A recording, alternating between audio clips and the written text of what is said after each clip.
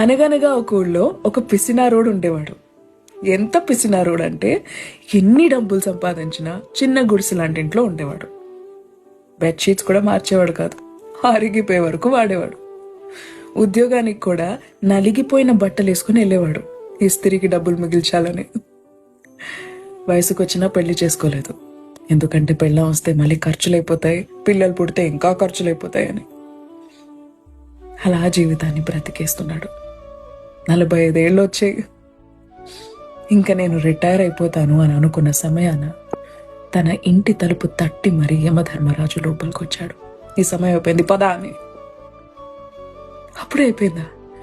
ఇప్పటివరకు నేను ₹1,00,00,000 సంపాదించాను, ఈ డబ్బులు తీసుకుని నాకు కొంచెం ఆయుష్ ఇస్తారా అని అడిగాడు. యమధర్మరాజు గట్టిగా నవ్వాడు. కుదరదని చెప్పాడు. ఒక్క క్షణం సమయం ఇవ్వండి అని ఒక పేపర్ తీసి ఒక చిన్న లెటర్ రాశాడు. ఈ డబ్బులు ఎవరికి దొరికితే వాళ్ళు దయచేసి జీవితాన్ని బ్రతకడానికి వాడండి, చావులో ఇది దేనికి పనికిరాదు అని డబ్బుల మూటలు రాసి పడేసి బయటికి సిరేశాడు. జీవితాన్ని బ్రతకండి, దాచుకోకండి. Nothing is forever. చిన్న కథ నచ్చిందా?